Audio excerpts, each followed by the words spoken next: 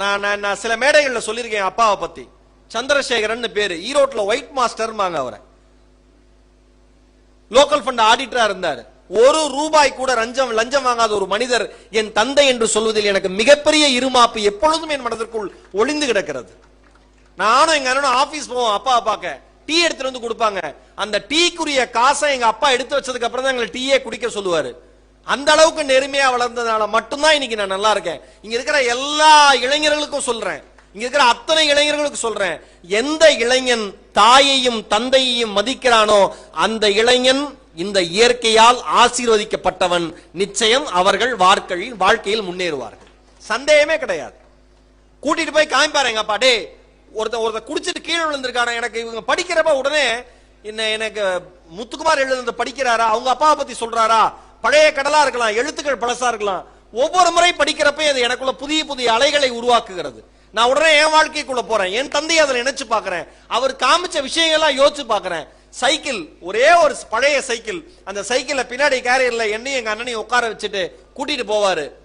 ஒரு wine shop இருக்கும், அதுக்கு முன்னாடி குடிச்சிட்டு நிறைய பேர் விழுந்து கிடப்பாங்க. குடிச்சிட்டு விழுந்து கிடக்கிறவங்க பக்கத்திலே பண்ணி படுத்திருக்கும், நாய் உட்கார்ந்து இருக்கும். எங்க அப்பா சொல்லுவாரு, டே நாளைக்கு இந்த மாதிரி தவறான செயல்கள் நீ ஈடுபட்டேனா எது மனுஷன் எது நாய் எது பண்ணினே தெரியாதுடா, குடியுடைய தீமை இதுதான்னு சைக்கிள்ல 3 கிலோமீட்டர் எங்களை வச்சு கூட்டிட்டு போய் காமிச்சிட்டு மறுபடியும் வீட்டுக்கு கூட்டிட்டு வருவாரு. அப்ப இருந்து மனதுக்குள்ள ஏற்பட்டதுதான். இன்னைக்கு இண்டஸ்ட்ரியில் இருக்கிற எல்லாரும் ஆச்சரியப்படுறாங்க, எப்படி இந்த இதுல இருந்துட்டு நீ குடிக்காம இருக்கீங்க. இதுல இருந்து எனக்கு புரியவே இல்லை. எந்த இதுல இருந்தாலும் குடிக்க கூடாது, அவ்வளவுதானே? கரெக்டா? சிகரெட் குடிக்கிறது கெட்ட பழக்கம், தண்ணி அடிக்கிறது கெட்ட பழக்கம். அது எந்த துறையா இருந்தானே கெட்ட பழக்கம் தானே. நீங்க என்னைக்கு கெட்ட பழக்கத்தெல்லாம் பெருமையா மாத்துறீங்களோ அன்னைக்குதான் இளைய சமுதாயமே அழிஞ்சு போச்சு. கரெக்டா?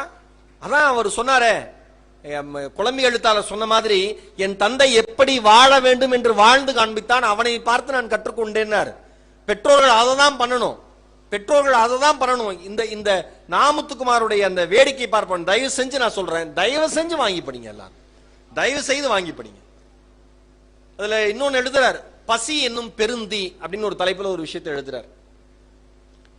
வாழ்க்கையில பசிங்கிற உணர்வு எனக்கு தெரிஞ்சு இன்னைக்கு ஜெனரேஷன், இந்த தலைமுறை குழந்தைகளுக்கு அதிகமா வர விடுறதே இல்லை.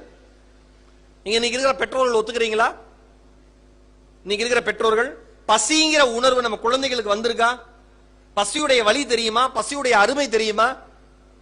அன்னைக்கு வெளில போயிருக்கேன், ரொம்ப நேரம் ஆயிடுச்சு, சாப்பிட முடியல, ஒரு நிகழ்ச்சிக்கு போயிருக்கோம். என் பொண்ணு சொல்றா, அப்பா வயிறு வலிக்குதுப்பா, அப்பா வயிறு வலிக்குதுப்பான்னு. எனக்கு புரியல, ஏன் வயிறு வலிக்குது? நேத்து நான் கரெக்டா தான்டா சாப்பிட்டு தங்கோம், வீட்டுல தான்டா சாப்பிட்டு தங்கோம்,